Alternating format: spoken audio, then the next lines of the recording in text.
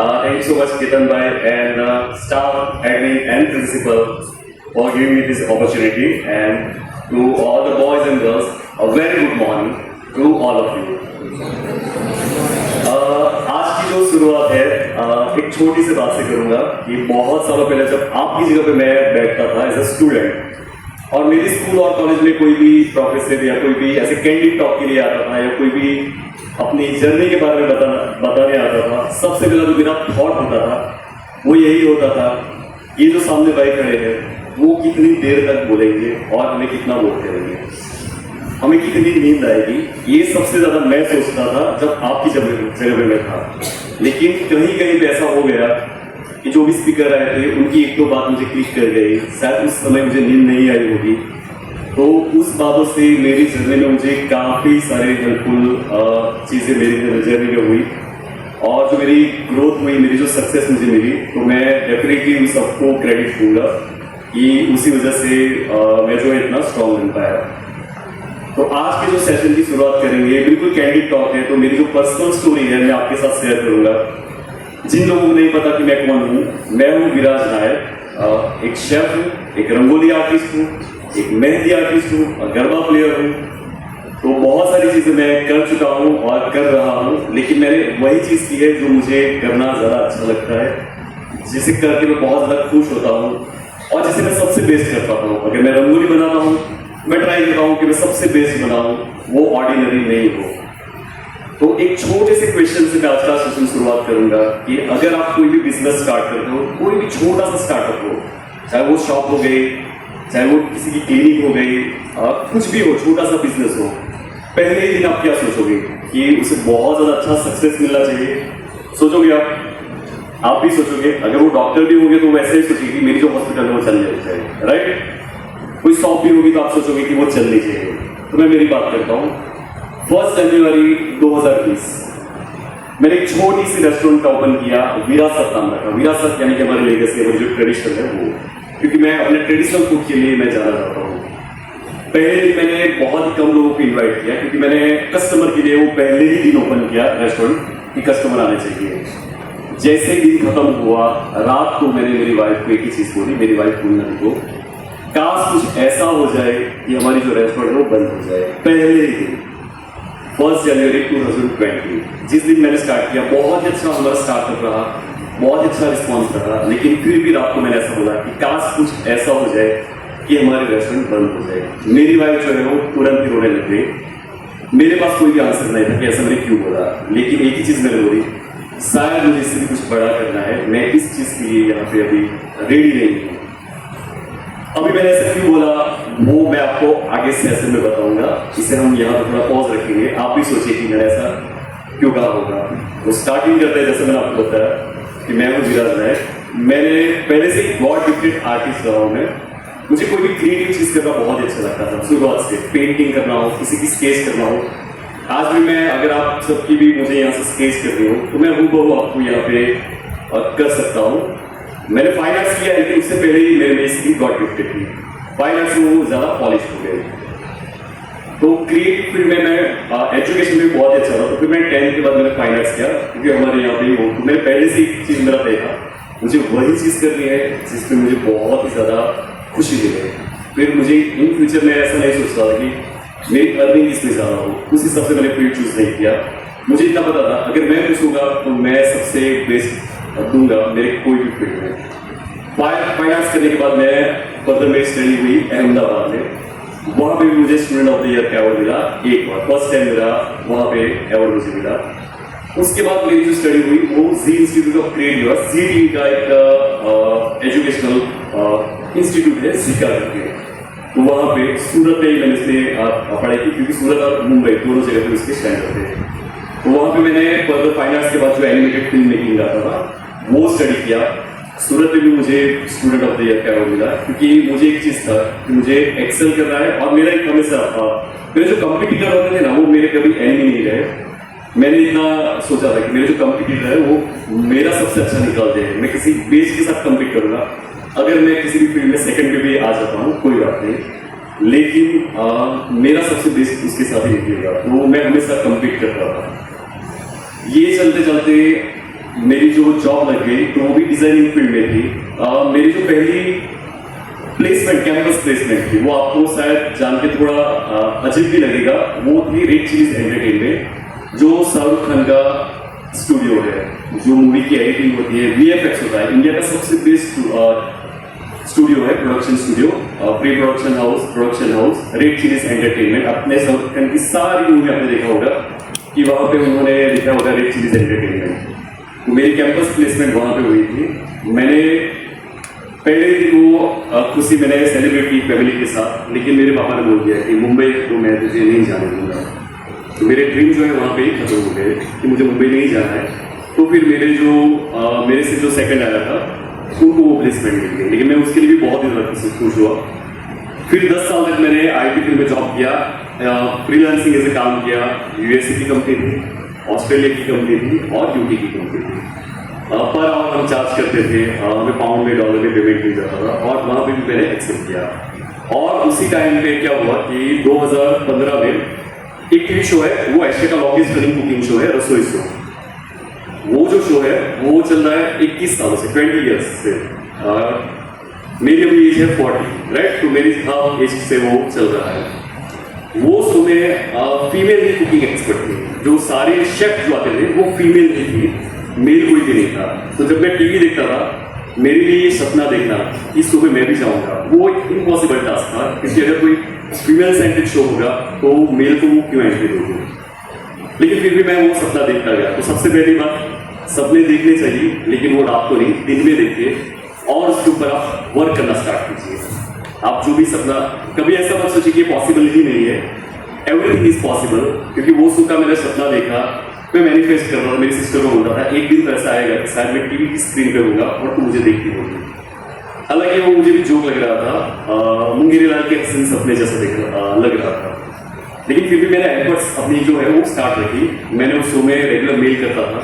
तो as audience मुझे एक दिन के लिए शो में इन्वाइट किया। क्या वैसे ऑडियंस आए, क्योंकि एक सेगमेंट वहाँ पे ऐसा था कि सैटरडे को वो ऑडियंस में से किसी को बुलाते थे, उनको अपनी रेसिपी वहाँ पे बनानी है डिश, और फिर वो टेलीकास्ट होता था। तो 2015 में ऐसे ऑडियंस पे पहली बार गया। मुझे कैमरा से बहुत ज़्यादा डर लगता था, मुझे ऐसे पब्लिक स्पीकिंग या स्टेज पे खड़े रहने से बहुत ही ज़्यादा डर लगता था।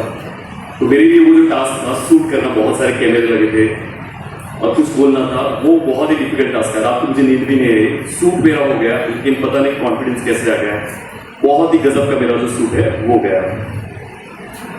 शूट होने के बाद मेरा एपिसोड टेलीकास्ट हो गया 15 अक्टूबर 2015। मेरा फर्स्ट एपिसोड टेलीकास्ट हुआ था और बहुत ही सक्सेसफुल रहा। और उसके एक वीक बाद मुझे प्रोडक्शन हाउस से, कलर्स गुजरात से कॉल आया कि हम आपका ऑडिशन लेंगे, अगर आप अच्छा करते हो तो हम आपको as a main lead cast करेंगे। मेरा ऑडिशन बहुत अच्छा गया और फिर मैंने वहाँ पर एंट्री ली as a only male cooking expert. उस समय मैंने ऑलमोस्ट 4 से 5 साल तक काम किया। मेरी 200 रेसिपीज नेशनल टेलीविजन पे टेलीकास्ट हो चुकी है। तो मैंने एक सपना देखा कि मुझे कुछ करना है जो हटके है, जो फीमेल सेंट्रिक है, इस फील्ड में मुझे जाना है। और मैं चला गया टीवी शो में और मैंने वहाँ पे काम किया। स्लाइड।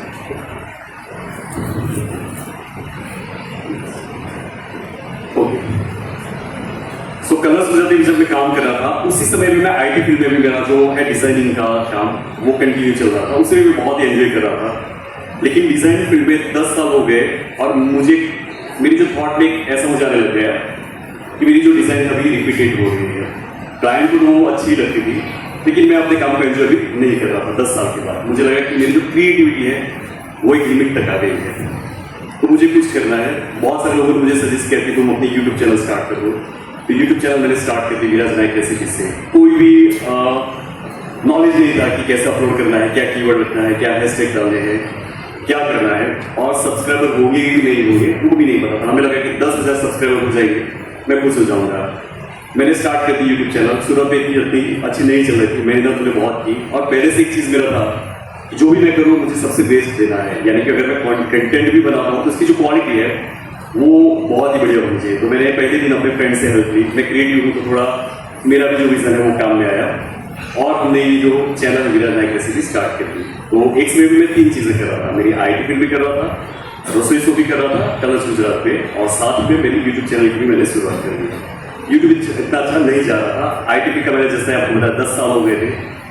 और सडन अगर मैं आपको मेरी सैलरी उस टाइम पे बताऊं तो शायद आपको दिक्कत होगी, आपको हैरानी होगी कि इतनी सैलरी कोई रातों रात क्विट कैसे कर सकता है। वो इमेच्योर डिसीजन भी हो सकता है, क्योंकि अगर मैं जब छोड़, मेरा एक छोटा सा बच्चा भी था उस समय, शायद वो 1 साल का या 2 साल का लड़का था मेरा, तो फैमिली भी रन कर रहा है, तो बहुत ही डिफिकल्ट सिचुएशन थी। लेकिन मुझे अपने आप पे बहुत ज़्यादा कॉन्फिडेंस था।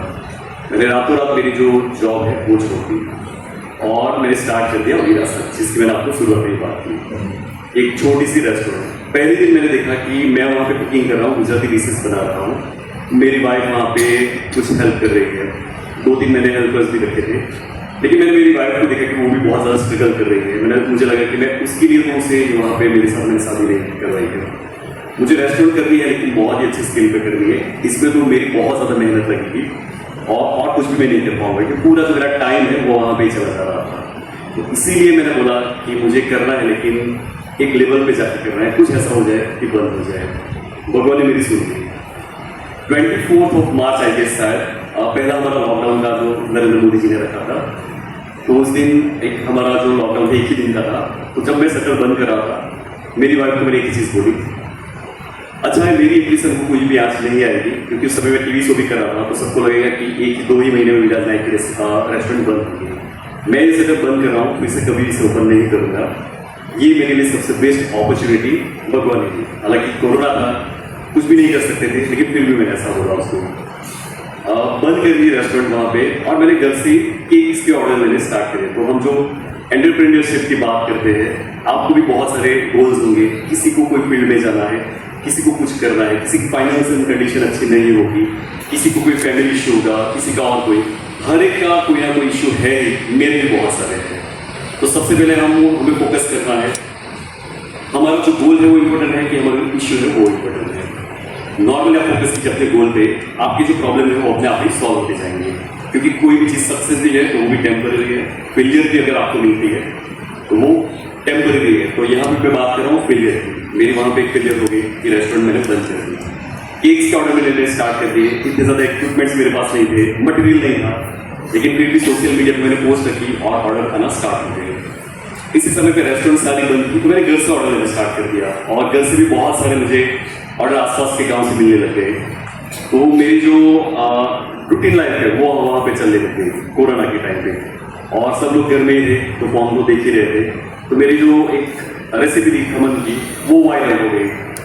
खमन की रेसिपी वायरल हो गई, धीरे धीरे मेरी यूट्यूब चैनल जो है वो मोनेटाइज हो गई 1 साल के बाद, और 2 साल के बाद मुझे मेरा पहला सिल्वर बटन मिल गया यूट्यूब पे। तो वहाँ से मुझे थोड़ा कॉन्फिडेंस आया कि अभी मैं इसे और भी ज़्यादा आगे ले सकता हूँ, ले जा सकता हूँ।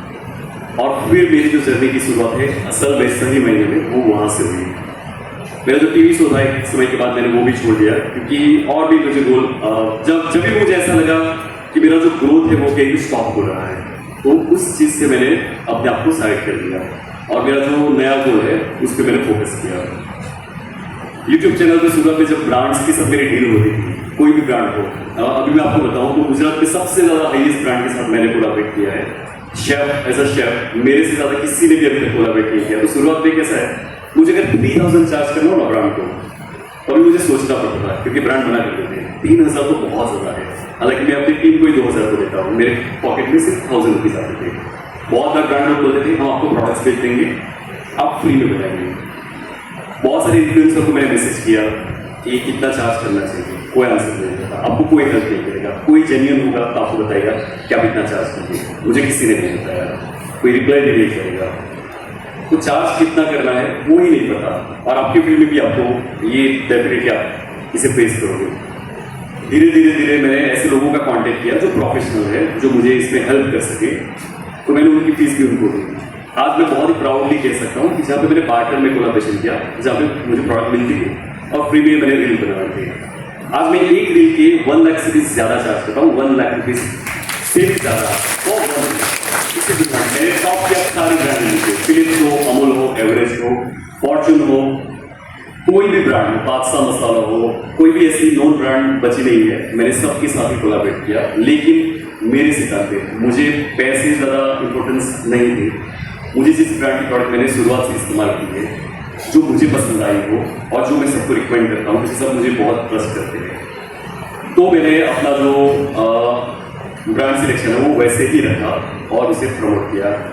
इसी तरह से ऑर्गेनिक लिविंग का भी मैं रिफ्रेश का प्रमोट कर रहा हूँ, तो ये भी मेरा बहुत अच्छा जा रहा था।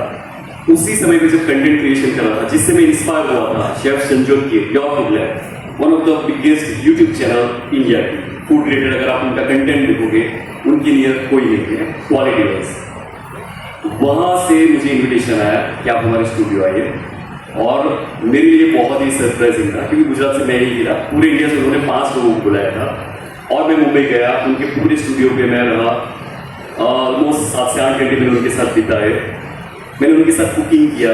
तो वो मेरे लिए एक ड्रीम कम ट्रू का मोमेंट था। मास्टर ऑफ इंडिया के जज मिस्टर रणवीर ब्रा, उनके साथ भी मेरी एक दिन की मीटिंग हुई, तो उनको भी मैंने बताया कि मुझे ये चीज़ हासिल करनी है। उन्होंने भी मुझे गाइड किया कि आप ऐसे कीजिए।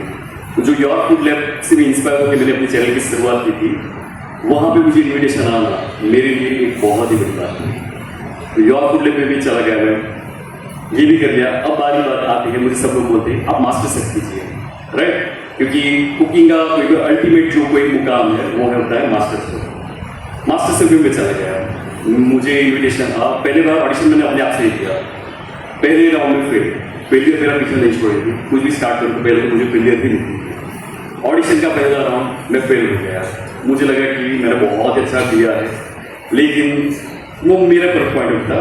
ऑडियंस जो जजेस थे उनको अच्छा नहीं लगा, मेरे जो को पार्टिसिपेंट्स थे उनकी लिस्ट मेरे से मच बेटर थी। उस दिन शायद मुझे ऐसा लगा था मेरी अच्छी है।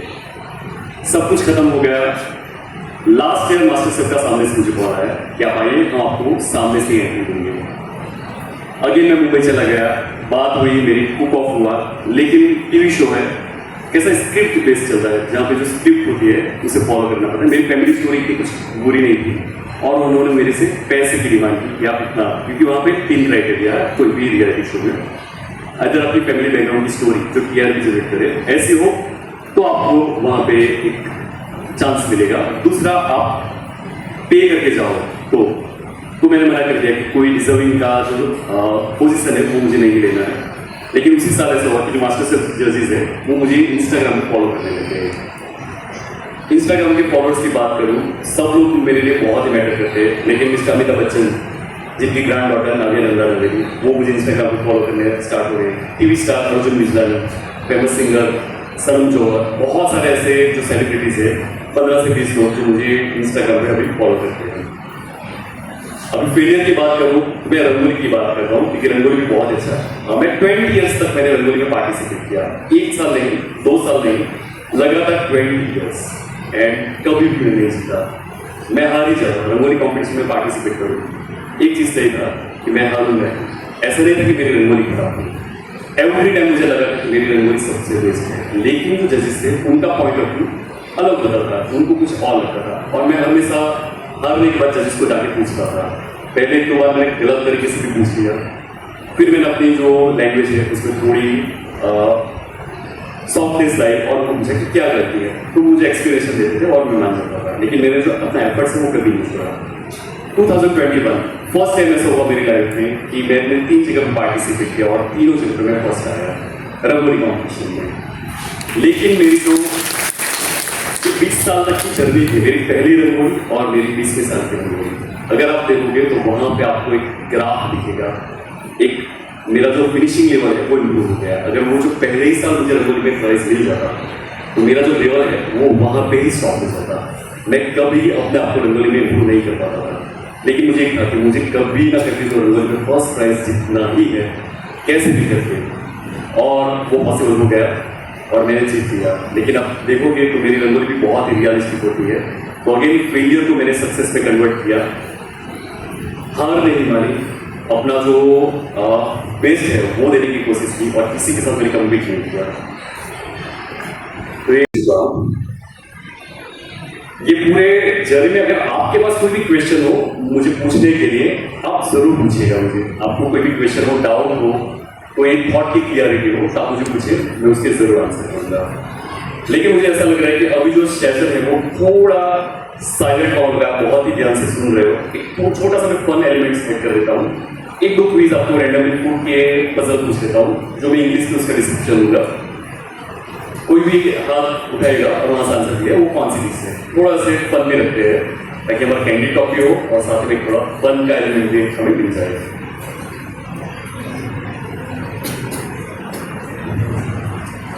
अच्छा, तो पहली जो डिश है, it's a crispy hollow ball filled with spicy water, potatoes or chickpea.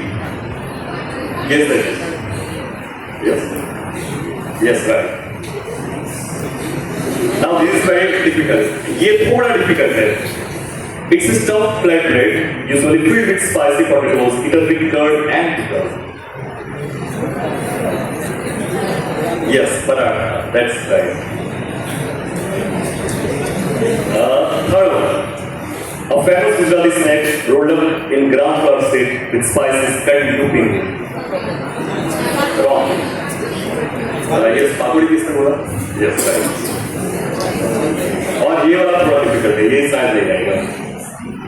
This dish has a soft ball made of lentils, soaked in tangy curd and topped with chutneys. Right. So इतना पता चल गया कि सब पूरी है यहाँ पे। Big round. Excellent.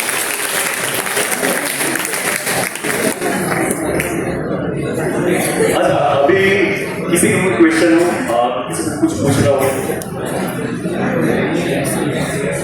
कुछ भी, अगर आपको कोई डिफिकल्टी हो या कुछ जानना हो, आपको मेरे बारे में कुछ पूछना हो, यस प्लीज।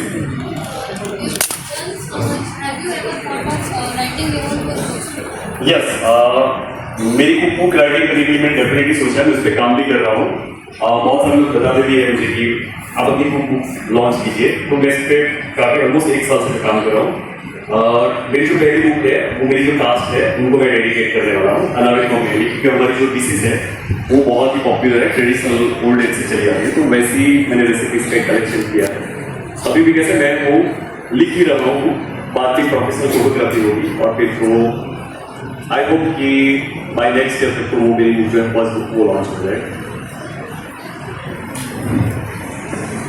नेक्स्ट साइड,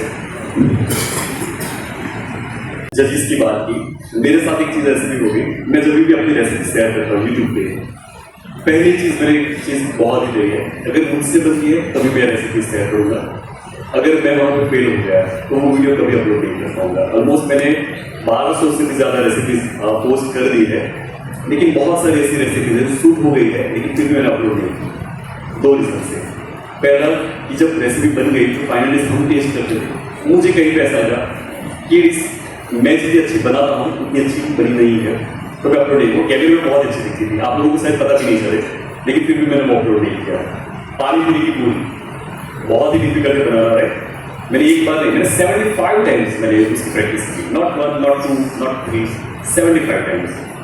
क्या होता था, 1-2-3 पूरियां फूलती थी, एक नहीं फूलती थी। मुझे कैसा था, सभी भूलनी चाहिए। और मेरी जो शूटिंग है उसमें मुझे कोई भी एडिटिंग ऐसा नहीं करना है कि मैं आपको फेक दिखाऊं कि ये मेरे पास फेक है, वो मुझे पहले से मेरा था, मुझे ऐसा नहीं करना है। जो भी है, जो भी बना वैसा ही दिखना है। अगर अच्छा नहीं बना तो मैं वीडियो अपलोड नहीं करूंगा, जब जिस दिन अच्छा बन जाएगा उस दिन मैं वीडियो पोस्ट करूंगा।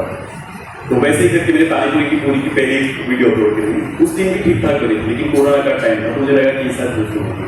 उसके बाद इतनी बार मैंने प्रैक्टिस की, अभी कैसा हो गया कि मैं इधर भी आप मुझे बोलोगे तो वो मार्केट वाली यहाँ पे भी मैं सिर्फ आधे घंटे में बना के आपको दिखाऊंगा, तो उतनी मेरी मास्टरी उसमें आ गई। वैसे अगर पापा की बात करें तो उसमें भी टेक्निक मैटर्स।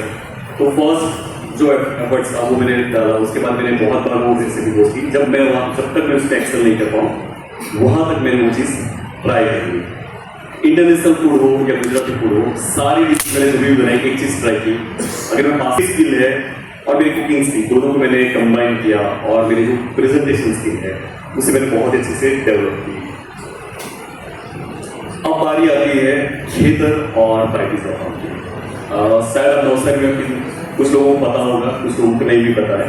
नवसारी में 2 मेरी रेस्टोरेंट है, एक है पाइपी ज़फ़ाम जो ऑलमोस्ट 2.5 साल से ज़्यादा से चल रही है। वहाँ पे क्या है, हम पहली बार हमने सोचा कि हम कुछ ऐसा पिज़्ज़ेरिया हमें स्टार्ट करना है। पिज़्ज़ेरिया बहुत सारे हैं, डोमिनोज है, मार्टिनोज है, ला मिलानोज है, सब जगह मैं भी खाता हूँ। ऐसा नहीं बोला तो मैं नहीं खाता, सब जगह खाता हूँ, मुझे जहाँ पे अच्छा लगे। मुझे लगा कि मुझे कुछ अलग देना है, तो जो इटाली है पिज़्ज़ा वहाँ से आया है, इटली से, राइट। तो वहाँ पे जो पिज़्ज़ा बेस बनता है ना, वो 24 आवर्स के लिए फर्मेंट किया जाता है, ताकि जो डो है, नॉर्मल पिज़्ज़ा तो सॉफ्ट पिज़्ज़ा होता है। नॉर्मली इंडिया में क्या खाते हैं, क्रिस्पी पिज़्ज़ा हमको पसंद है, मुझे भी क्रिस्पी पिज़्ज़ा ज़्यादा पसंद है। लेकिन ऑथेंटिक इटालियन पिज़्ज़ा होता है सॉफ्ट बेस वाला, आपको इसे फोल्ड करके खाना होता है। तो मुझे लगा कि हम वो जो है वो पाई पिज़्ज़ा में लेके आएंगे, लेकिन अगर स्वाद भी मैं वहाँ कहीं लाऊँ तो इधर किसी को पसंद नहीं आएगा, क्योंकि इटालियन जो पिज़्ज़ा होता है बहुत सिंपल होता है। उसमें टोमेटो एक प्यूरी होती है पिज़्ज़ा सॉस में, उसमें ओरिगेनो और ब्लैक पेपर होता है और बेसिक, और कुछ भी नहीं होता। हम इंडियन को क्या पसंद है, चटपटा, थोड़ा खट्टा, तीखा, मीठा, सब कुछ ही पसंद है। तो हमारा जो इंडियन पिज़्ज़ा सॉस भी होता है वो टैंगी होता है। तो फिर हमने क्या किया कि मेरे कस्टमर्स कौन होंगे, सबसे पहले हमने वो सोचा। तो सूरत से वापी का सबसे ज़्यादा चांसेस थे कि वो लोग वहाँ पे विजिट करें। एम्बियंस तो अच्छा बना दिया, लेकिन अगर टेस्ट नहीं होगा तो फिर कैसे चलेगा। तो हमारे जो लोकल पैलेट है कि सबको क्या पसंद है वो मुझे पता था, तो उस हिसाब से हमने पिज़्ज़ा सॉस डेवलप किया, चेंजेस किया पिज़्ज़ा सॉस पे, और हमने स्टार्ट कर दिया वुड फायर पिज़्ज़ा, जो 90 सेकेंड्स के अंदर बेक हो जाता है, राइट। तो हमारा जो वुड फायर पिज़्ज़ा है वहाँ पे हमने शुरुआत कर दी। एक दो अलग पिज़्ज़ा की और भी वेराइटी है, जैसे डेट्रॉइट पिज़्ज़ा जो अमेरिकन स्टाइल पिज़्ज़ा होते हैं। तो वैसे करके हमारी पाई पिज़्ज़ा फार्म की शुरुआत हो गई। तो यहाँ पे एंटरप्रेन्योरशिप की मैं आपको बात करूँ तो मेरी जो शुरुआत हुई वो केक से मैंने स्टार्ट कर दिया, धीरे धीरे से मैं ले गया अपने होममेड फूड से कैटरिंग के ऑर्डर पे। धीरे धीरे मैंने पाई पिज़्ज़ा फार्म की भी शुरुआत कर दी और उससे बहुत अच्छा सक्सेस मिला। बाय द टाइम मेरी इंस्टाग्राम ऑडियंस बहुत अच्छे से ग्रो हो रही थी। तो सूरत से भी मेरे जो हमारे गोल थे, सूरत से मैक्सिमम कस्टमर आने चाहिए। तो अगर आप सैटरडे संडे विजिट करोगे तो मैक्सिमम वहाँ पे कार आपको सूरत की ही मिलेगी। इसी टाइम मुझे लगा कि मुझे अपना कुछ प्रोडक्ट्स भी सेल करना चाहिए। तो मैंने पहले क्या किया, अपनी स्पाइसेस बनाना स्टार्ट कर दिया। सिंपल स्पाइसेस मैं रैंडम लोगों को देता था जो मुझे ऑनेस्ट फीडबैक थे। Suppose for example Ketan sir है, अगर मुझे उनका नेचर पता है कि ऑनेस्टली फीडबैक दोगे और जिनको कुछ इजीली पसंद नहीं आता, जैसे मेरे पापा को चूज करना बहुत डिफिकल्ट है। अगर मैंने एक बार पाव भाजी बनाई थी, दिखने में उनका थोड़ा दांत का इश्यू था, तो मैंने बहुत अच्छी पाव भाजी बना दी, लेकिन मैंने उसको क्रश कर दी। तो मेरे पापा ने ऐसा कमेंट किया कि वो आमरस जैसा जो मैंगो फल आता है ना, तो पाव भाजी की मैंगो फल जैसी दिख रही थी। तो मैं थोड़ा डिसअपॉइंट हुआ किया, लेकिन उन्होंने बात मैंने उनका ही सोच के वो किया था। तो ऑनेस्ट जो क्रिटिक होते हैं, आपके जो क्रिटिक्स, वो ही आपको सबसे आगे ले जाते हैं। तो मैंने मसाले उनको दिए जो ऑनेस्ट मुझे फीडबैक दिए, मुझे फीडबैक आया, धीरे धीरे मैंने उसमें चेंजेस किया। तो फिर मैंने लॉन्च किया अपना टी मसाला, लेकिन घर से करता था, कहीं पे भी मैंने उसकी मार्केटिंग नहीं की है अभी तक भी। माउथ पब्लिसिटी से मैं कितने सालों से कर रहा हूँ, माउथ पब्लिसिटी से जितने भी ऑर्डर आते हैं मैं वही लेता हूँ, एक दूसरे के रिकमेंड से। अभी मेरे पास बहुत बड़ी ऑडियंस है, मैं चाहूँ तो आज ही पोस्ट कर दूँ, मुझे बहुत सारे ऑर्डर्स आने लग जाएंगे, लेकिन अभी भी मुझे नहीं करना है जब तक कि मैं प्रोडक्शन में एक्सेल नहीं कर पाऊँ। प्रोडक्शन कैसे मैनेज करना है उसके बारे में क्लियर नहीं हो जाऊँ। तो मेरे जो मसाले हैं वो पंजाब में भी जाते हैं, राजस्थान में भी जाते हैं, मुंबई में भी जाते हैं, कस्टमर बहुत सारे हैं, लेकिन ये सब वो माउथ पब्लिसिटी की वजह से। आप सोशल मीडिया पे देखोगे, मेरे पर्सनल पेज के अलावा कहीं पे भी मेरे जो पब्लिक प्लेस है वहाँ पे आपको मेरे स्पाइसेस के बारे में आपको कोई भी ऐड नहीं मिलती, कोई वेबसाइट या कुछ भी नहीं है। ऑर्डर आते हैं व्हाट्सएप पे, हम उसे डिस्पैच करते हैं, 1 वीक के अंदर 1 वीक डिलीवर होते हैं। फॉरेन में भी बहुत सारे जो NRI आते हैं वो लेके जाते हैं। तो मेरी जो एंटरप्रेन्योरशिप जर्नी है वो भी अभी इसी प्रकार कंटिन्यू हुई। इसके बाद जो विरासत मेरी बंद हो गई थी, जिसके बारे में मैंने आपको 2 बार बात करी, फिर मैंने हम स्टार्ट किया कि खेतर अभी हमें ओपन करना है। जब भी खेतर की बात करते हैं, हम देसी फूड की बात करते हैं। अब एक नॉर्मल क्वेश्चन करता हूँ, मेरे पास एक थाली में एक पिज़्ज़ा यहाँ पर पड़ा है जो बहुत एक्सोटिक पिज़्ज़ा है, जिसमें ब्रोकली यूज हुई है, ऑलिव ऑयल यूज हुआ है, फिर जुकीनी यूज हुई है, बहुत अच्छी क्वालिटी की चीज़ है। और दूसरी प्लेट में मेरे पास है हमारा दाल, गुजराती दाल, एक सब्जी है और राइस है, और साथ में अचार और पापड़। राइस क्या होगी पिज़्ज़ा की अप्रोक्सीमेट कोई बता सकते हैं? अप्रोक्सीमेट क्या आपने लगेगा कि ये जो डिश है गुजराती डिश जिसमें बेसिक चीज़ें हैं उसकी प्राइस क्या होनी चाहिए? क्या 100 रुपीज़? ओके। एंड पिज़्ज़ा की प्राइस क्या होनी चाहिए? 250। ओके, मान लीजिए 250। तो यहाँ पे ऑलमोस्ट 150 का डिफरेंस आ गया, राइट। अभी टेक्निकली बात करूँ, मैं मेरी रेस्टोरेंट बंद करवाना नहीं चाहता, दूसरी बात, लेकिन हमारे हेल्थ के लिए क्या अच्छा है, जो गुजराती थाली है वो हमारे हेल्थ के लिए बहुत अच्छा है, जो पिज़्ज़ा है वो हमारी क्रेविंग के लिए बहुत अच्छा है। अगर मेरे पास पेट्रोल कार है और मेरे पास एक डीजल कार है, मैं पेट्रोल कार में डीजल डाल दूँ चलेगा, लेकिन मुझे डालना तो चलेगा। फिर भी बताइए मुझे कैसे भी करके पेट्रोल करके डीजल डालना चलेगा? नहीं चलेगा। वैसे ही डीजल करके पेट्रोल नहीं डाल सकता। हमारी बॉडी भी ऐसा ही है, हम कुछ भी फ्यूल डालते हैं, राइट? तो खेतर जब हमने स्टार्ट किया ना तो मेरा एक थॉट बहुत ही क्लियर था कि मुझे हमारा जो इंडियन देसी फूड है ना उसको भी प्राइस में तो वहां पे ही लाए। मुझे ज्यादा अर्न मुझे नहीं करना है, लेकिन जो किसान है जिनके पास हम सोर्स करते हैं हमारे जो चावल, वीट, मिल्क, कुछ भी हमारे जो रेस्टोरेंट के लिए, तो मुझे उनको भी वो लेवल तक ले जाना है कि सब्जी रोटी का भी लोग, जैसे आप लोगों ने बताया कि हम रेट चार्ज करें, उसमें आप कोई आप रॉन्ग नहीं हो। यही सब लोग सोचते हैं कि सब्जी रोटी यानी कि कम प्राइस में मिलने वाला खाना और बर्गर पिज्जा यानी कि ज्यादा प्राइस में। तो हमने खेतर में प्राइस ही ज्यादा रखी, लेकिन हमने किया कि क्वालिटी कॉम्प्रोमाइज नहीं होना चाहिए। सबसे पहले हमारी जो रोटी हमने रखी वहाँ पे उसकी प्राइस भी 100 रुपीज़ थी, नॉर्मली जो चपाती होती थी। फिर लगेगा कि सब लोग मुझे ये पहले दिन स्टार्ट किया, 1 महीने का मुझे लग रहा है कि मुझे दाल और चावल रेडी ही रखना है, क्योंकि भाई 100 रुपया और 1 रोटी का तो कौन देगा। मैं कितना भी समझाऊंगा, मैं आपको भी इतना समझाऊंगा, आप घर जाके शाम को खाने जाओगे तब मना करोगे। वो जो सर आए थे उन्होंने बताया कि वहाँ तो रोटी 100 रुपीज़ की है, तो नहीं जाना है, उससे अच्छा तो 100 रुपीज़ में तो पूरे फैमिली के रोटी खा के आएंगे। तो फिर हमने रोटी में भी वहाँ पर थोड़ा ट्राई किया कि बेस्ट क्वालिटी की गेहूँ लेके आए, अलग अलग प्रकार की रोटी बने, लेकिन फिर हमने प्राइस डाउन करके बहुत सारे लोगों को फीडबैक दिए और हमने पर्टिकुलर जो मुझे रेंज में सेट हुए उस प्रकार से हमने वहाँ का जो मैंने वो भी अपडेट किया। लेकिन फिर भी हमारा जो गोल था वो वही था कि हमें वहाँ पे लोकल फूड है उसको भी एक रिस्पेक्ट हमें दिलवानी है। तो वैसे ही हमारा जो रेड राइस, किसी को पता है रेड राइस क्या होता है? नहीं पता। हमारा जो साउथ गुजरात का रीजन है वास्ता डांग, वहाँ का वो रेड राइस बहुत ही फेमस है। आपके घर में भी साल इस्तेमाल होता होगा, अगर कोई दूध पाक बनाते हो तो उसी दिन यूज करते हैं, लेकिन उसके अलावा कोई भी नहीं। मैंने वो चैलेंज लिया और हमने खेतर में दाल पालक खिचड़ी बनाई जो बनी ये रेड राइस है, राइट? वैसे हमने हिमाचल का राजमा बहुत फेमस है, तो वहाँ से सोर्स किए राजमा। तो जिस प्रदेश का जो भी पॉपुलर है, ट्रेडिशन है, उसे फॉलो करके देसी में और विदेशी दोनों को कंबाइन किया ताकि आप लोगों को भी अच्छा लगे, आपके जो एल्डर्स है उनको भी अच्छा लगे। तो इस तरीके से हमारा स्टार्ट हुआ। Next slide. दूसरी मेरी यूट्यूब की जो जर्नी है उसकी मैं आपको शुरुआत क्विक बता देता हूँ।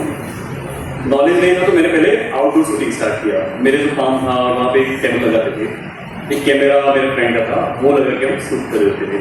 धीरे धीरे 2 साल के बाद मैंने एक छोटा सा स्टूडियो सेटअप बनाया, एक टेबल इसी प्रकार नया टेबल था, उस पर मैंने अपना इंडक्शन रख दिया, तो एक स्टूडियो का वाइब आ गया, क्योंकि आउटडोर में थोड़ा रेनी सीजन में थोड़ा डिफिकल्ट शूट थी।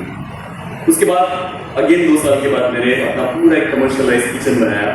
और अगर आप अभी मेरा जो स्टूडियो देखोगे मेरे रिसेंट वीडियो में, तो वो नेचर के बीच में मैंने जैसे अपना ड्रीम स्टूडियो सोचा था वैसा ही पूरा ओपन है, पूरा नेचर आपको दिखेगा, चारों ओर ग्रीनरी है। तो वहाँ पे भी आपको एक मेरी ग्रोथ दिखेगी फ्रॉम 0 टू यहाँ तक का जो मेरा सफर है वो। तो कोई भी आप चीज़ पकड़ लो, फेलियर आएगी, मैंने आपको आगे भी बोला, डिसअपॉइंट मत होइए, वो टेम्पररी ही है। जस्ट आप उसको टाइम लीजिए, अपना टाइम लीजिए, कभी भी रॉन्ग डिसीजन मत लीजिए, उस पर वर्कआउट कीजिए और वहाँ से आपका जो ड्रीम है वो सक्सेस में कन्वर्ट हो ही जाएगा।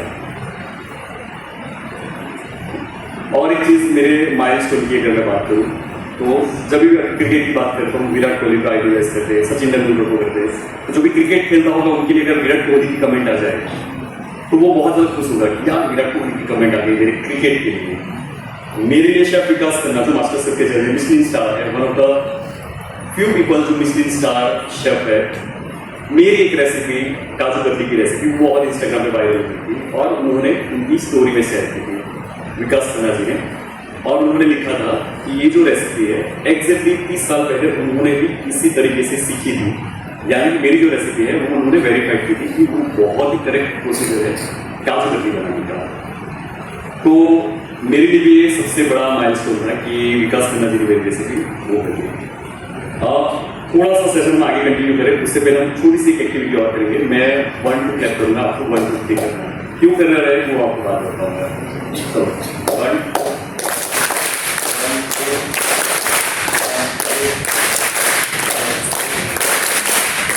ये कैमरे के लिए नहीं किया, लेकिन मैंने 1 2 फेसेस देखे, उनको थोड़ी सी नींद आ रही है और वो मैंने पहले ही बताया जब आपकी जगह पे था, मुझे भी आती है तो कोई बात नहीं। आप इंडिया में मुझे थैंक यू बोलोगे, अगर आपकी नींद शुरू हो गई तो भी आप मुझे थैंक यू बोलोगे। अगर आप कुछ सीखोगे तो भी आप मुझे थैंक यू बोलोगे। अच्छा, मैं सेशन एंड करूंगा तभी भी आप मुझे थैंक यू बोलोगे कि हाँ अभी सेशन कंप्लीट कर दिया। अभी कुछ ज़्यादा नहीं है, हम जल्दी से फिनिश करेंगे।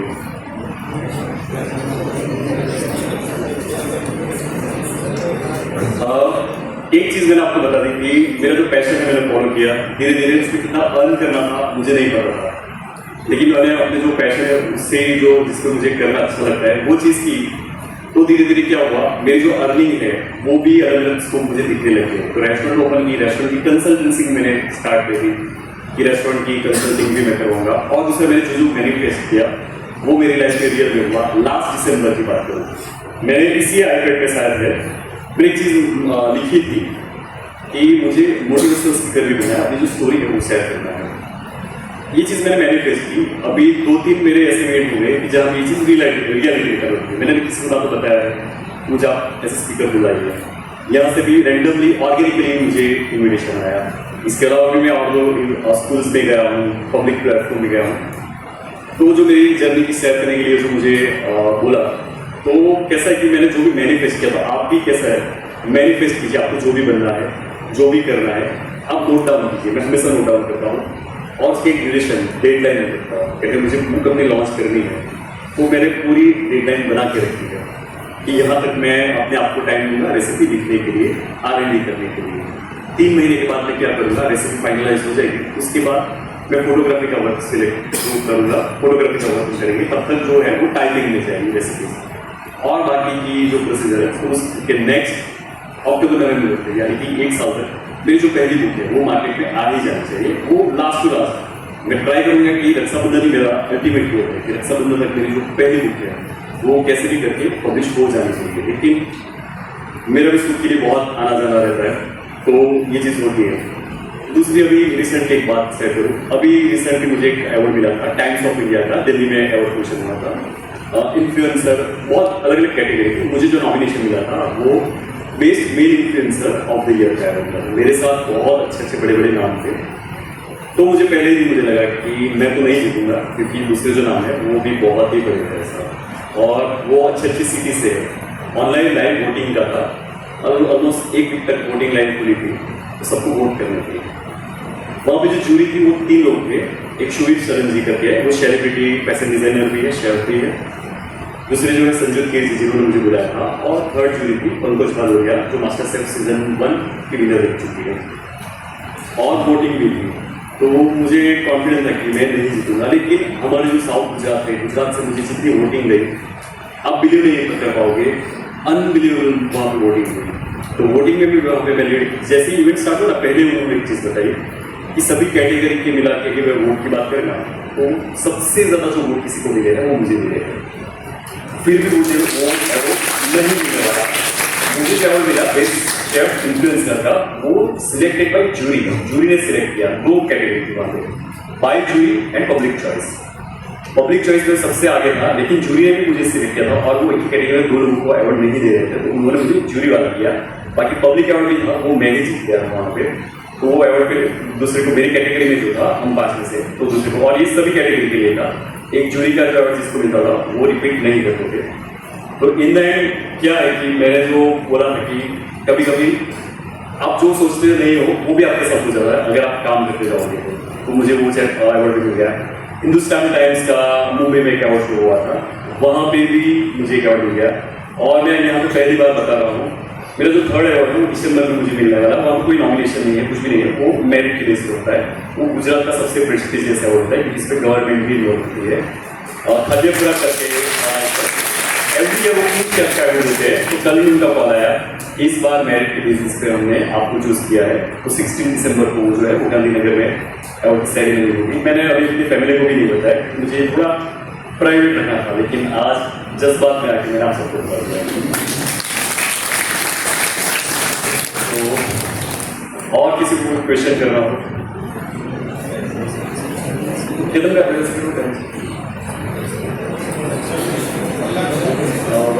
हेलो 10 मिनट्स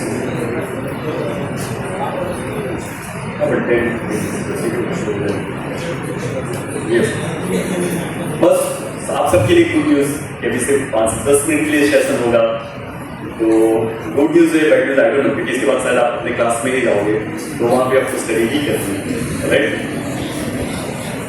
सो क्वेश्चन आप तैयार रखिए, हम लास्ट 5 मिनट क्वेश्चन आंसर भी करेंगे। आपको मेरी जर्नी में मेरी जर्नी के रिलेटेड आपको कुछ डिफिकल्टीज हो डिसीजन लेने में या कुछ भी, तो आप मुझे पूछिए बिंदास, कोई भी क्वेश्चन स्टूपिड नहीं होता, तो आप मुझे कोई भी क्वेश्चन आप कीजिए, मैं ट्राई करूँगा कि आंसर करूँ। ऐसे ही क्वेश्चन पूछेगा जो मुझे आता हो, वरना थोड़ा मेरी बेइज्जती हो जाएगी। जो भी पूछना है पूछिए, नो डाउट, अब मैं आंसर करूँगा, ऐसा कुछ नहीं है। रिसेंटली अगर आप देख सको, जून में मेरे जो फर्स्ट 1 मिलियन फॉलोअर्स है इंस्टाग्राम पे फिनिश किए। वो भी मैंने कभी सोचा नहीं था कि इंस्टाग्राम पे मेरे 1 मिलियन फॉलोअर्स हो गए। वो मेरा गोल था जनवरी का। जनवरी में मेरे चैनल में कितनी ड्रॉप हो गई, बहुत अच्छी चल रही थी। मेरे बहुत सारे वीडियोस है उसमें 10 मिलियन, 15 मिलियन, 20 मिलियन व्यूज आ रहे थे, और ऑल ऑफ अ सडन मेरी जो चैनल है वो डाउन हो गई। इंस्टाग्राम पे मेरा जो पेज है, हम बहुत सारी चीज़ें कर रहे थे, पता नहीं चला था एक्चुअली क्या हो, क्योंकि इंस्टाग्राम का जो एल्गोरिथम है वो चेंज हो गया, हम उसे समझ नहीं पा रहे। फिर भी वीडियो अपलोड करना, तो जनवरी से जून तक आ गए। 4 जून को मेरी जो इंस्टाग्राम पेज है, फर्स्ट टाइम मेरी कोई भी पेज 1 मिलियन पे गई। और जब भी यहाँ पर बोल रहा हूँ, शायद नेक्स्ट 2 महीने में मेरा जो यूट्यूब है और फेसबुक पेज है, दोनों शायद 1 मिलियन क्रॉस कर जाएंगे, क्योंकि अभी यूट्यूब पे ऑलमोस्ट 9,62,000 फॉलोअर है और फेसबुक पे भी 958 समथिंग है। तो आई होप कि 2 महीने में या 2-3 महीने नेक्स्ट में वहाँ पे भी हो जाएंगे फॉलोअर्स। अभी फॉलोअर्स मैटर लेते इतने नहीं मैटर करते, नंबर्स मेरे लिए कभी मैटर नहीं किए कि मेरे 1 मिलियन है कि 1 है। मेरी जो मेहनत है, मैंने ट्राई किया कि अपने आप को अपडेट रखूँ, ज़माने के साथ मैं चेंजेस लाता रहा हूँ। मेरे स्टूडियो में आप देखो, मेरा पहला, आप जब घर जाओ कौन ने ना मेरा पहला वीडियो देखा, विराज नायक रेसिपीज यूट्यूब पे, ओल्डेस्ट वीडियो देखना आपको। मैं जो मेरा जो ग्रूमिंग है बहुत ही सिंपल दिखूंगा, बिल्कुल देसी जैसा होता है ना, देसी बॉय, बिल्कुल वैसे दिखूँ। मेरा ड्रेसिंग भी वैसे, मेरी जो पर्सनल ग्रूमिंग है, मेरे हेयर स्टाइल, हेयर कट, सब कुछ धीरे धीरे अलग अलग फील्ड में गया, सबको देखा, उसी से इंस्पायर हुआ और अपने आप को मैंने अपडेट किया। और फिर आप आज का दिन देखोगे तो आपको मेरी पूरी जर्नी दिखेगी, ना सिर्फ मेरे कंटेंट में, मेरी रेसिपीज में, मेरे कंटेंट की क्वालिटी में, मेरी स्पीकिंग में, मेरे पब्लिक एक्सपीरियंस में, तो सब कुछ मैंने वहाँ पे हो गया। अभी सवाल का क्वेश्चन आंसर का बहुत start. You said about 1,000+ vegetarian recipe. How do you make innovative without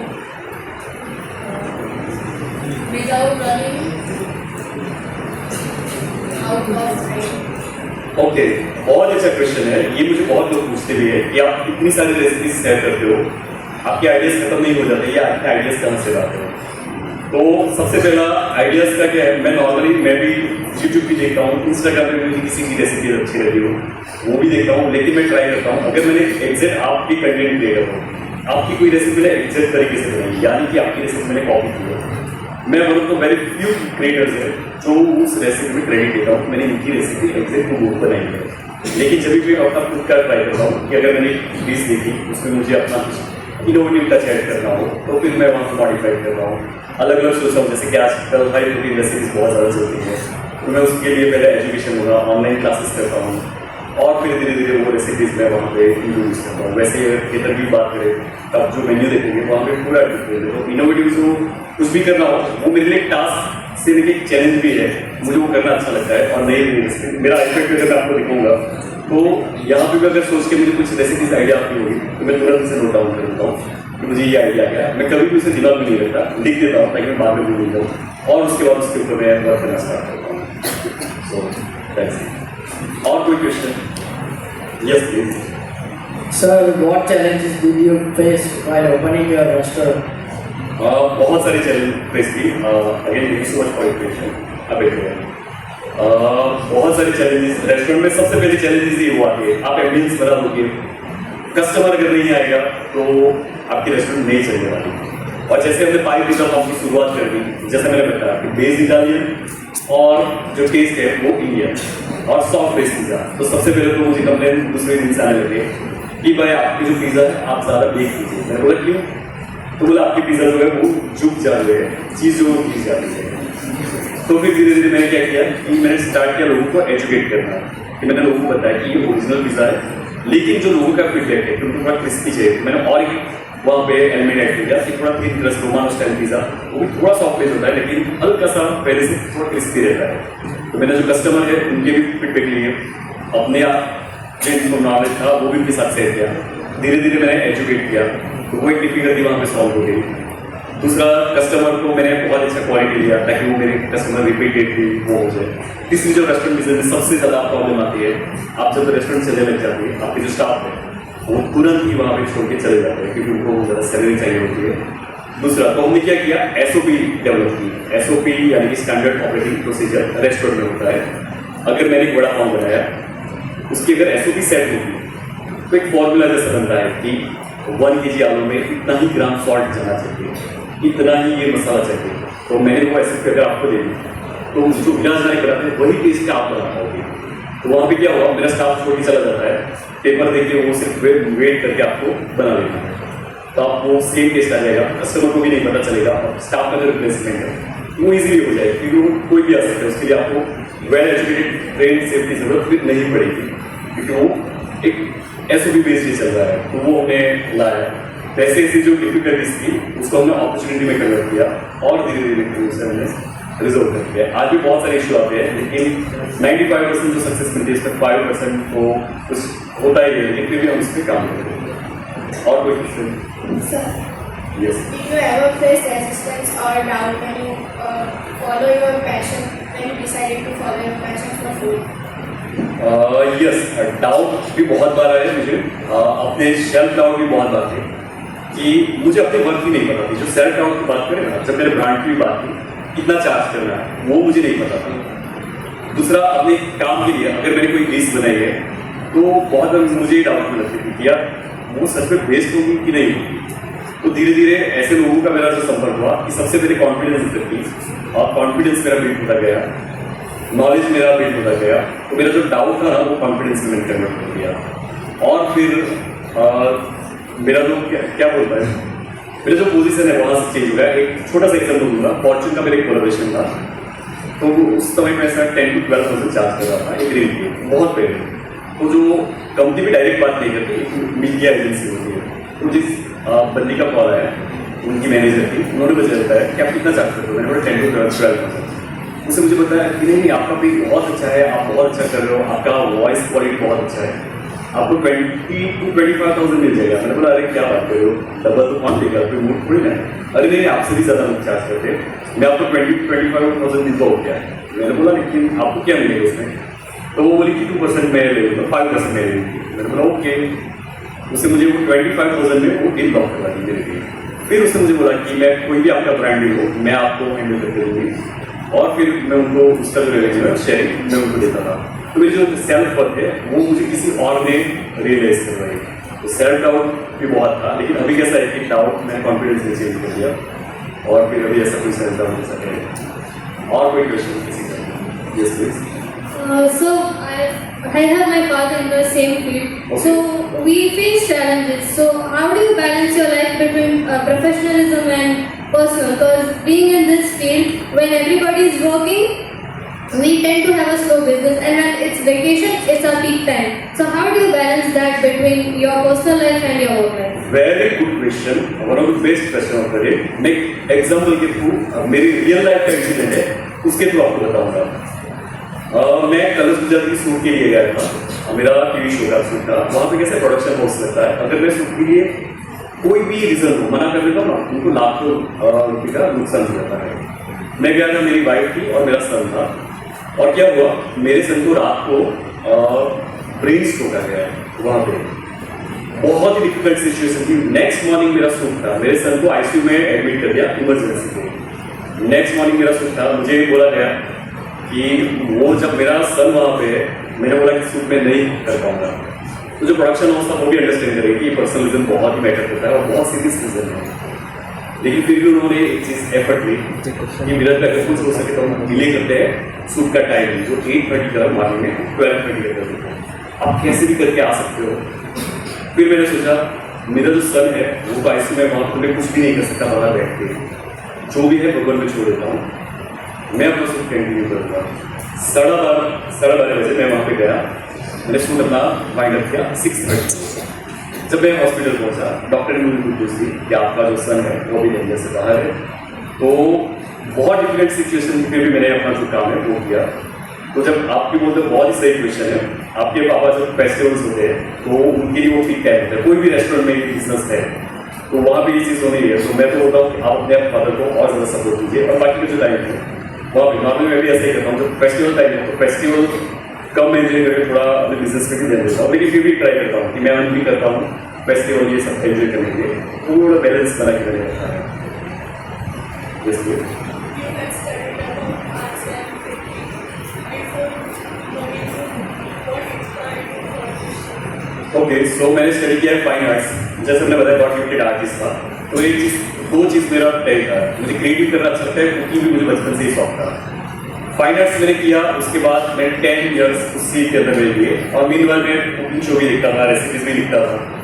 तो मैंने एफर्ट्स किए कि मुझे और भी कुकिंग में भी एक्सेल करना है। तो पहले मैंने 1 टाइम फाइन आर्ट्स किया और फिर कुकिंग में धीरे धीरे, लेकिन कैसे कुकिंग में सीखा नहीं था। तो अलग अलग रेस्टोरेंट में गया, वहाँ से ट्रेनिंग ली, ऑनलाइन क्लासेस ज्वाइन किए, अलग अलग इंस्टीट्यूट गया, अच्छे अच्छे जो शेफ है उनके पास सीखा और अपने आप को बेस्ट बनाया, और फिर धीरे धीरे इस फील्ड के अंदर आ गया। लेकिन जो भी टास्क मुझे मिला था वो मैंने ट्राई किया कि सबसे बेस्ट तरीके से कर पाऊँ। तो इसलिए मैं फिर इस फील्ड में गया। Any more question? What advice would you give students? Sorry, What advice would you give the students who want to turn their passion into a career? Okay, good question. आपका जो सेशन था mainly हमारा मकसद था यही था, आपका कोई भी पैशन हो, आप कॉमर्स के स्टूडेंट हो, मैं भी स्टडी में अच्छा था। मुझे हमारे टाइम में एक्सट्रीम था कि 10 के बाद लोग साइंस ही लेते थे, फिर कॉमर्स और आर्ट्स, ये पैटर्न होते थे। लेकिन मैंने वो नहीं सोचा और मैंने फाइन आर्ट्स किया। जो हमारे यहाँ तो ऐसा ही था कि जो पढ़ने लिखने में अच्छे नहीं हो वो फाइन आर्ट्स के जाते, फाइन आर्ट्स कॉलेज में। लेकिन फिर भी मैंने वो नहीं सोचा, मैंने अपना जो पैशन है उसे फॉलो किया। तो आप भी अपना जो पैशन है वो मत सोचिए कि आप इन फ्यूचर आप कितना कर पाओगे, लेकिन अगर आप जब पैशन फॉलो करेंगे ना तब उस फील्ड में अपना बेस्ट हो पाओगे। और दूसरा सोचिए कि उस पैशन को फॉलो करके और कितने फील्ड ओपन हो रहे हैं। तो ट्राई कीजिए कि नॉलेज हासिल कीजिए, ट्राई कीजिए किसी को बीट हमें नहीं करना है, अपने आप को सबसे बेस्ट करना है। वो चीज़ आप मान के चलोगे तो आप जो पैशन है वो प्रोफेशन में भी कन्वर्ट हो जाएगा, और इन द एंड आपकी अर्निंग उसमें अच्छी ही। ओके, किसी भी रेस्टोरेंट खोल रहे उसका प्लेस एक कौन देता था, आपने क्यों वही प्लेस यूज की? सूरत में तो बहुत छोटा है। Right, good question again. Place मैंने नवसारी से ली, सूरत में ओपन करता था तो मेरा ट्रैवलिंग बहुत ज़्यादा हो जाता था सूरत के लिए, एवरीडे वहाँ पे जाना। दूसरा, जब भी आप किसी चीज़ से जुड़े हो, जिस व्यक्ति से जुड़े, जिस जगह से जुड़े हो, सबसे पहले उनको भी आपको क्विट करना चाहिए। अगर मेरे लिए मेरी जो पब्लिक है, मेरी जो जनता है वो साउथ गुजरात यानी कि नवसारी, दिल्ली वाला, वलसाड तक का जो ऑडियंस है वो मेरे लिए बहुत मैटर करता है, क्योंकि सूरत से उन्होंने मुझे ज़्यादा सपोर्ट किया है। तो मुझे लगा सूरत में फाइनेंशियल भी बहुत ज़्यादा दिक्कत आती, क्योंकि अगर यहाँ पे रेंट जितना होगा सूरत में से भी डबल होता, तो एक्सपेंसेस मेरे बढ़ जाते हैं। तो रेस्टोरेंट बिजनेस सबसे पहला है आप अपने एक्सपेंस और रेस्टोरेंट का फूड वेस्टेज कैसे मेंटेन करते हो, मैनेज करते हो, उसी पे किसी भी रेस्टोरेंट की सक्सेस डिपेंड करती है। अगर आपका फूड वेस्टेज ज़्यादा है आपकी रेस्टोरेंट फेल हो जाएगी, आपके एक्सपेंसेस ज़्यादा है आपकी रेस्टोरेंट वर्क नहीं करेगी। एक्सपेंसेस कंट्रोल करने के लिए भी हमने 9 सारी चीज़ें की है। अब नियर बाई सिटी सबसे बड़ी सिटी भी यही है। Okay, anything? Yes please. So, how do you choose the vegetarian fusion program? मेरा पहले से था, मैं प्योर वेजिटेरियन और शेफ तो नहीं हूँ, मैं एगिटेरियन बोल सकते हैं। तो मैं तल्ला करके एक शेफ थे गुजरात के थे, वो वेजिटेरियन शेफ बहुत पॉपुलर थे। तो उसी से इंस्पायर होकर मैंने वेजिटेरियन को निकाल किया। उसके बाद थोड़ा एगिटेरियन भी हो गया, लेकिन अभी भी प्राइमरी मुझे vegetarian cuisine all over world की इवन बहुत सारी नॉन वेज डिशेज है जिसको मैंने वेजिटेरियन में कन्वर्ट किया है और फिर शेयर करता हूँ। मेरी जो वाइड ऑडियंस है, हम गुजराती है, तो वेजिटेरियन फूड का हम ज़्यादा क्रेज रखते हैं, इसीलिए फिर मैंने वेजिटेरियन का ज़्यादा फोकस किया है। Any more question, please? Yes. Sir, what is your one method that you live by and a student can apply in his life? Okay, what is that one thing? Just follow your passion and just dream. No, there is no idea that is stupid. Never keep your stupid idea. मुझे भी किसी ने ये line बोली थी, आपके जो ideas होते हैं वो किसी को स्टूपिड लगे, आपके फैमिली में भी किसी को स्टूपिड लगे, आपको भी लगे, लेकिन उसे आप किल मत कीजिए। मेरा जो आइडिया था मुझे यूट्यूब चैनल स्टार्ट करना था, वो स्टूपिड आइडिया था, इतनी बड़ी जॉब को छोड़ने के बाद, लेकिन मैंने उसे किल नहीं किया, उसके वर्क बहुत किया है। तो मैं आपको वही बोलूँगा, नेवर गिव योर स्टूडेंट।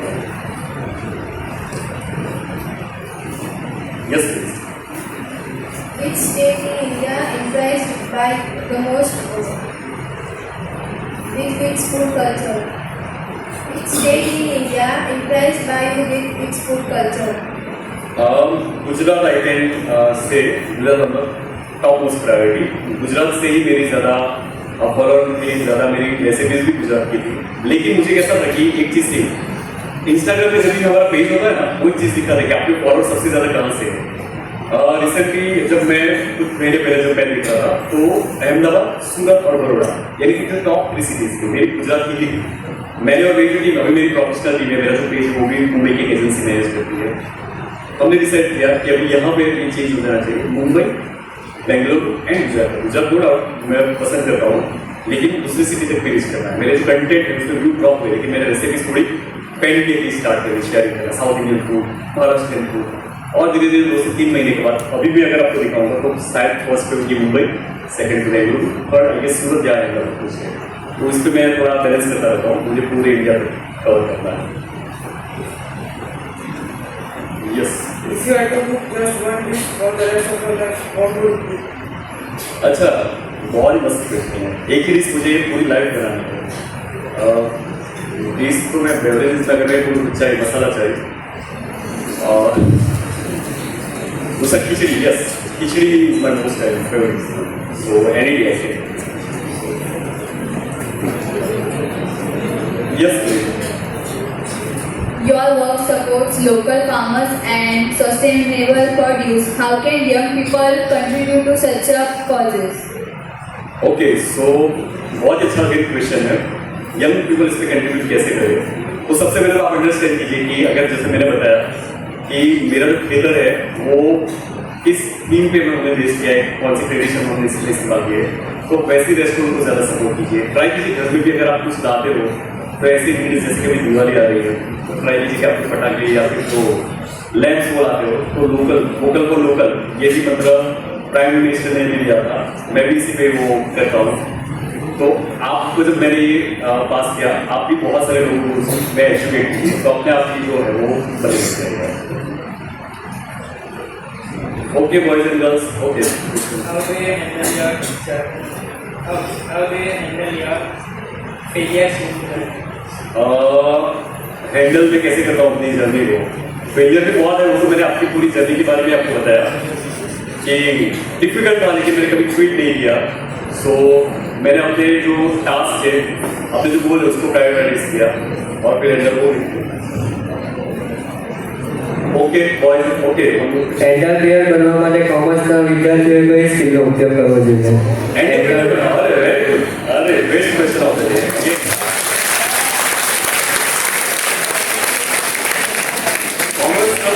એટલે જેમાં હું સૌથી વીક છું, રાઈટ, એ ફિલ્મો અત્યારે પહેલા બોલું છું એટલે આ મારા માટે કે ને કે બહુ મોટી વાત કહેવાય, કારણ કે જે ફિલ્મની અંદર મને એવું લાગે છે મારી વીકનેસ છે કોમર્સ।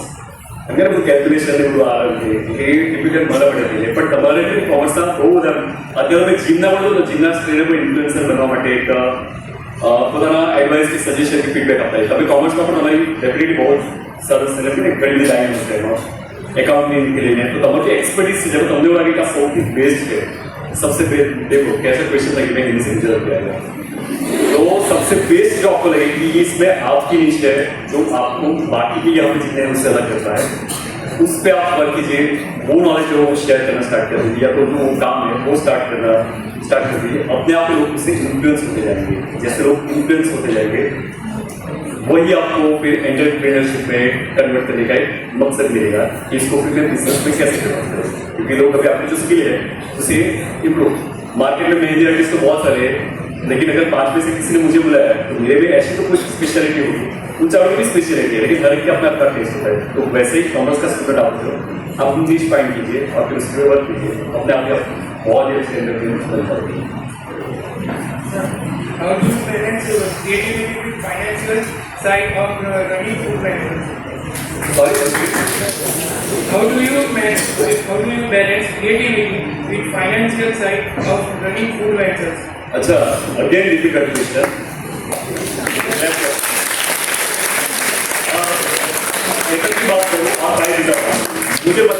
थोड़ी वीकनेस भी पता ही होनी चाहिए, राइट?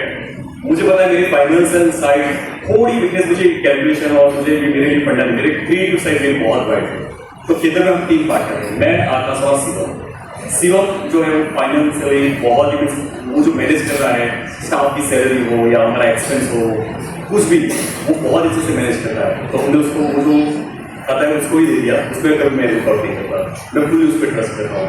तो मैंने क्या किया, जहाँ पर मेरी वीकनेस लगी ना वहाँ पर मैं किसी को अपॉइंट कर लेता हूँ एज एम्प्लॉय, या तो किसी को मेरे साथ ले चलता हूँ ताकि मेरी जो वीकनेस है वो भी स्ट्रेंथ में बदल जाए। तो वो फिर मैंने वो किया कि खेतर में किसी को दे दिया, 5 पिज़्ज़ा को किसी में हैंडल करना है। मेरी जो स्ट्रेंथ है रेसिपी डेवलप करना, मेन्यू क्रिएट करना, फूड टेस्ट करना, तो मैंने अपनी एक्सपीरियंस हासिल की। तो जब मुझे भी लगा, मैं वहाँ से एक स्टेप मैंने बैक कर लिया कि जो मेरे लिए पॉसिबल ही नहीं है, क्योंकि you can not best in everything. So I hope you got the answer.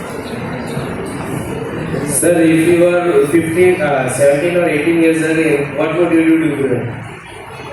If you were 17 and 18 years ago, what would you do different? What would you do different? What would you do different? 17, 18 years back. If you were 17 and 18 years ago,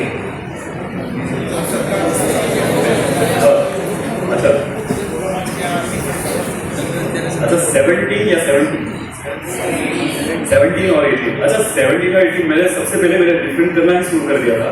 तभी मैं इधर, क्योंकि जिस time पे सब लोग science ले रहे थे, मैं अकेला तो फाइन आर्ट्स में चूज कर लिया। मेरे जो सर थे प्रिंसिपल ने मेरे को बोला है कि ये तो फेल हो जाएगा, इससे फाइन आर्ट्स में कोई कैरियर नहीं है, 5-7 हज़ार का लोगो बनाएगा, पेंटिंग करेगा और खत्म हो जाएगा, इसके अलावा कुछ नहीं। लेकिन फिर भी मैंने अपनी जो जिद है वो बरकरार रखी।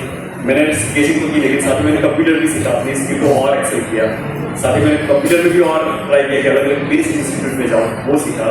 तो 17-18 ईयर्स से ही मेरे जो थॉट्स थे उसकी सक्सेस की शुरुआत होती है। आई होप यही क्वेश्चन था और मैंने जो आंसर किया, और मैं शायद अलग तरीके से समझा, यही था। Yes, can you share one recipe that to you close to your heart? One clause recipe my heart. Okay, मैंने एक डेजर्ट बनाया था अपने थॉट से। हम गुजराती लोगों को आमरस और इजड़ा, पता है ना, ढोकला वाइट ढोकला, इजड़ा बहुत मस्त लगा मिक्स करके, राइट? उसका मैंने एक डेजर्ट बनाया अपनी क्रिएटिविटी से कि अभी डेजर्ट और उसके अंदर ढोकला, ये बात होगी। जैसे अभी डोसा का आइसक्रीम बन रहा है ना, मैं उस लेवल से नहीं हूँ कि आइसक्रीम के पकौड़े बन रहे हो, लेकिन एक जो एक्सपीरियंस है, ढोकला को आमरस के साथ खाते हैं, सब खाते हैं, सबके घर में। तो वो जो एक्सपीरियंस था उसके लिए मैंने मेरी जो क्रिएटिव स्किल है बहुत ही मस्त प्रेजेंट। आई थिंक मेरे पास वो टाइप पकौड़ा ही होगा। मेरी स्टोरी पे आप पोस्ट करूँगी इंस्टाग्राम पे, अगर आप ट्राई कीजिएगा। तो मस्त ढोकला बनाया, वहाँ पे नीचे एक सॉस बनाया आमरस का, और फिर वो जो बाइट आप लेते हैं ऊपर शुगर की डेकोरेशन मैंने बनाया। तो वो मेरी डिश बहुत ही क्लोज है, क्योंकि उसी डिश से मुझे मेरा जो टीवी शो है उसके अंदर एंट्री दिलवाई। ओके,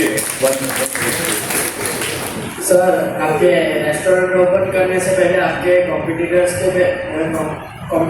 थे, उसके थिंकिंग क्या थी, उसके बारे में आप? Okay, again good question. Competitor को ऑलवेज आपके लिए, अगर मैं थोड़ा सा आउट ऑफ एक लाइन में बात करता हूँ, अगर हम सूरत में जब शॉपिंग के लिए जाते हैं, सपोज बॉम्बे मार्ट के लिए, शादी के लिए, बहुत सारी शॉप है एक साथ में, सब एक दूसरे के कॉम्पिटिटर है। आप देखिए आपके कॉम्पिटिटर क्या कर रहे हैं, उन पर नजर रखिए, लेकिन उनकी जो स्ट्रेंथ है या उनकी जो वीकनेस है वो आप इस स्ट्रेंथ में कन्वर्ट कीजिए और अपने कॉम्पिटिटर से इंस्पायर हुए। यहाँ पे हमने ट्राई किया कि पिज़्ज़ा कहाँ से ज़्यादा चल रहे हैं। डोमिनोज भी है, मार्टिनोज भी है, ला मिलानो भी था, ला पिनोज भी है। तो ये चीज़ हमने भी देखी कि कहाँ पे इन सब में भी लोग ज़्यादा जा रहे हैं और कौन से पिज़्ज़ा ज़्यादा खा रहे हैं वहाँ पे। तो ज़्यादातर हमने नोटिस किया कि 7 चीज़ पिज़्ज़ा या कुछ चीज़ी वाला पिज़्ज़ा, 4 चीज़ पिज़्ज़ा, वो एक ज़्यादा खाते हैं। तो हमने उसी से डेवलप होकर इंस्पायर होकर एक हमारा पिज़्ज़ा बनाया। वैसे ही पनीर बेस्ड जो पिज़्ज़ा होते हैं वो चलते हैं, तो उसी से इंस्पायर होकर हमने एक पिज़्ज़ा बनाया। तो हमने भी क्या किया, हमारे जो कॉम्पिटिटर थे उनसे ही हमें कुछ ना कुछ नया नया सीखा और फिर हमारी जर्नी।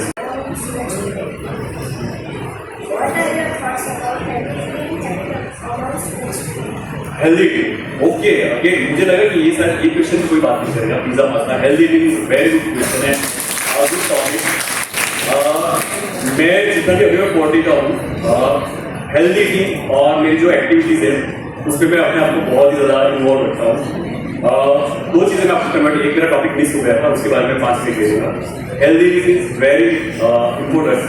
आपको कुछ भी हासिल करना है, दो चीज़ के बिना आप नहीं कर पाओगे, डिसिप्लिन एंड अपनी हेल्थ। अगर आपकी डिसिप्लिन अच्छी होगी, अगर आपको किसी ने बुलाया है 10:30 को आ जाओ, ट्राई कीजिए आप टाइम पे पहुँचो। वैसे अगर आपकी हेल्थ अच्छी नहीं होगी, आपकी कितने भी गोल अच्छे होंगे, आपके कितने भी बड़े सपने होंगे, कभी वो कंप्लीट या फिनिश नहीं होंगे। अगर आप सुबह उठते ही आप लेजी फील करते हो, स्लीपी फील करते हो, आपके गोल अच्छे नहीं हैं। तो आप भी अगर ऐसा फील करते हो, हेल्दी ईटिंग इज अ की। बाहर भी खाइए, मेरे रेस्टोरेंट में भी आइए, वंस इन अ वाइल ठीक है, लेकिन रूटीन में ट्राई कीजिए कि आपका जो मील है वो बैलेंस होना चाहिए। एक क्विकली मैं थोड़ा लिबर्टी लेके बैलेंस मील कैसे करना है आपको बता दूँगा। वो मेरे सेशन में आज के थोड़ा अलग जाएगा, लेकिन फिर भी आप जब भी घर पे खाते हो ना, कार्ब्स होते हैं, प्रोटीन होता है, फैट्स होते हैं और वाइटामिन होते हैं। तो ट्राई कीजिए कि कार्ब्स आपके डाइट पे हो। नॉर्मली मेरी इसमें कार्ब्स को अवॉइड करते हैं आफ्टर 40, पर आप कार्ब्स लीजिए। कार्ब्स हो यानी कि रोटी, राइस, पोटैटो, जैसे स्टार्ची फूड, वो आपको एनर्जी देगा। तो ट्राई कीजिए कार्ब्स लिमिट में खाइए। प्रोटीन सबसे ज़्यादा लीजिए। प्रोटीन यानी कि पनीर, सोयाबीन, सोया, कर्ड मिल्क हो गया, नट्स हो गए, चना हो गए, तो ये प्रोटीन सबसे ज़्यादा अपनी रूटीन लाइफ में रखते हैं। और वाइटामिन मिनरल्स जो मिलते हैं ग्रीन वेजिटेबल्स में। तो जब भी आप कुछ भी खाते हो, ट्राई कीजिए इन द एंड आपकी थाली में आपने आज क्या खाया वो थोड़ा बैलेंस कीजिए। आपकी हेल्थ भी अच्छी रहेगी, स्लीप भी अच्छी रहेगी, दूसरे दिन अच्छे से उठोगे, आप गोल आप वर्क कर पाओगे। तो discipline, time management and health very important. एक क्वेश्चन उससे पहले आप सबके लिए क्लोज था, मैंने किसी और स्कूल का रेफरेंस दिया कि छोटे से स्टूडेंट ने बहुत सारे क्वेश्चन दिए। पहले कोई हाथ नहीं उठा रहा था, अभी बहुत सारे क्वेश्चन आने लगे। सो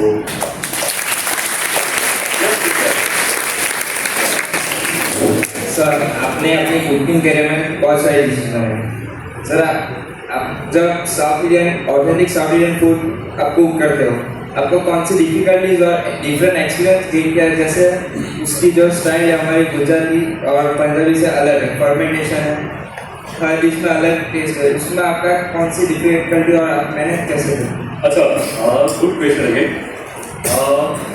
एक बहुत सही बात कही।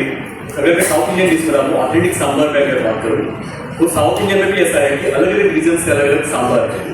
तो मैं ट्राई करता हूँ कि नॉलेज लूँ। पहले तो अगर साउथ इंडियन से ही पूछूंगा, जिस रीजन से मैं ट्राई करता हूँ, मैं ऑनलाइन भी रीच करने की कोशिश करता हूँ, ब्लॉग्स पढ़ता हूँ, यूट्यूब चैनल्स देखता हूँ। वैसे भी गुजराती साउथ इंडियन से थोड़ा मैं उसको रेफरेंस गुजराती में कन्वर्ट करता हूँ। गुजराती दाल की बात करते हैं, हमारी अदानी कास्ट की दाल अलग होती है, पटेल कम्युनिटी में अलग दाल होती है, वैसे काठियावाड़ी दाल अलग होती है। ये सभी गुजराती दाल नहीं हुई। तो अगर मैंने गुजराती दाल की रेसिपी बताई तो उसमें से 5 लोग बोलेंगे कि आपकी जो गुजराती दाल है वो ऑथेंटिक नहीं है, क्योंकि हम तो इसे नहीं डालते, क्योंकि हम अनामी लोग करेला भी डालते हैं गुजराती दाल। मैंने रेसिपी पोस्ट की थी, मैक्सिमम कमेंट आई कि गुजराती दाल में कौन करेला डालता है। तो ये उनका पॉइंट भी राइट था, मेरा पॉइंट भी। तो मैं ट्राई करता हूँ कि जब भी कुछ बना रहा हूँ, ट्राई करता हूँ ऑथेंटिक रखूँ। साथ ही में कोई भी रेसिपी पूरे वर्ल्ड के लिए ऑथेंटिक नहीं है, वो अलग अलग समाज में, अलग अलग प्रांत में अलग अलग तरीके से मिलती है। तो मैं कैप्शन में भी चीज़ देखता हूँ। फिर डिफिकल्टी मुझे लगता है कि रिसर्च में थोड़ी होती है, लेकिन जो भी मैं शेयर कर रहा हूँ ट्राई करता हूँ ऑथेंटिसिटी के साथ ही शेयर करूँ। आई होप कि आपका क्वेश्चन यही था और मैंने यही आंसर किया। Right, one question. Yes sir, exactly what was your question?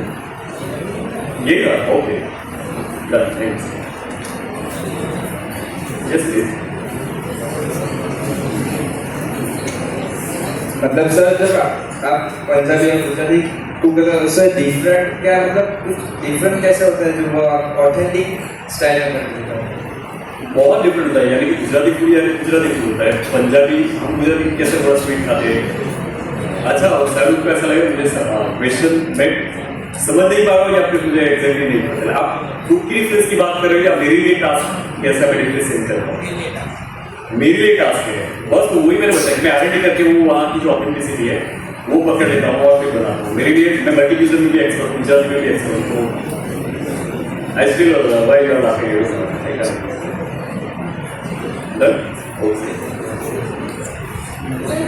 Who is your biggest inspiration as a chef and as an artist? As a chef, my inspiration is always Sanjeev Kapoor, Sanjeev K and Kartawala. ये तीनों मेरे हमेशा से inspire रहे हैं।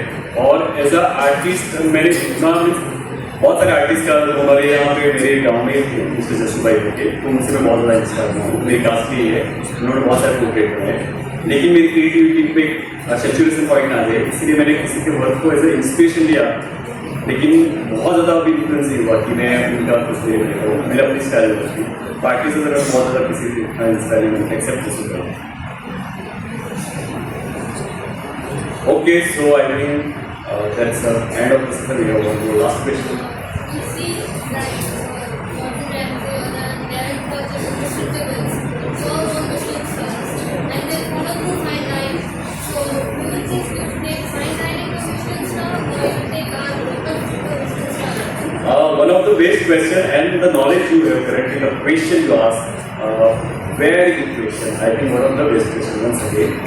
इन्होंने question किया है, मिशेलिन स्टार आपको पता ही होगा, मिशेलिन स्टार शेफ का सबसे अल्टीमेट रिकग्निशन होता है जो फॉरेन कंट्री में ज़्यादातर होता है। तो उन्होंने पूछा कि आप फाइन डाइनिंग की डाइनिंग की स्टाइल में जब अलग अलग कोर्सेज सर्व होते हैं, इसलिए हम नॉर्मली रेस्टोरेंट में जाते हैं तो स्टार्टर, मेन कोर्स और डिजर्ट खत्म हो गया है। फाइन डाइनिंग में बहुत सारे कोर्सेज होते हैं, तो मैं लोकल फूड को फाइन डाइनिंग में जाकर मिशेलिन स्टार लेना पसंद करूँगा, क्योंकि मुझे लोकल क्यूजिन जो है उसको बढ़ा देना है। तो डेफिनेटली अवतार के बारे में आपको शायद पता ही होगा, दुबई में एक रेस्टोरेंट है, उससे भी इंडियन फूड को अलग ही इसी तरह से मुंबई में भी एक है, जिससे लोकल फूड को फाइन डाइनिंग में कन्वर्ट किया और उसमें मिशेलिन स्टार किया। मैं डेफिनेटली अपना जो लोकल फूड है साउथ गुजरात का, उस पर मैं वर्कआउट करके आगे ले जाऊँगा। Okay boys and girls, thank you so much, this side Viraj Nayak. Once again, thank you so much, school admin Ketan Bhai and all the staff and management and all my lovely students for having me and all Sandhini Samura Mate. Thank you so much. I request Vaishnavi to come on the stage and have a few words of gratitude on behalf of all of us. Thank you, Krishna. I really feel honored to be here to express the immense gratitude of ours. It is said, age is just a number. It can't be associated with any category or activity. Today, it's been positively and impressively proved correct by our esteemed chief guest, Viraj sir. First, I would like to extend my gratitude to God, the Almighty, without whose support today's event was impossible. My deep thanks is extended to our guest, Viraj sir, who made this event not only possible but also successful as well as knowledgeable for all of us. Next, it's Ketan sir, whom we would always like to thank due to his visionary attitude. I extend my heartiest gratitude to Edward sir for his all-through support in all of our events. A great feeling of gratitude is devoted to our teachers who had pillars of all our events. Now, I would like to request Mr. Hill to show gratitude to sir with bouquet.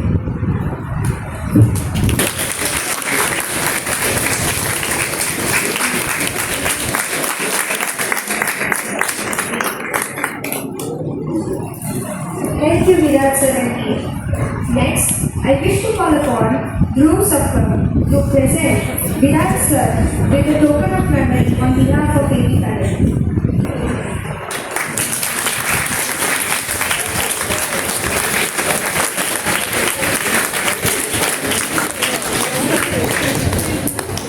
Thank you to Viraj sir. And lastly, how can I not thank my peers? Thank you all for being the soul of the event.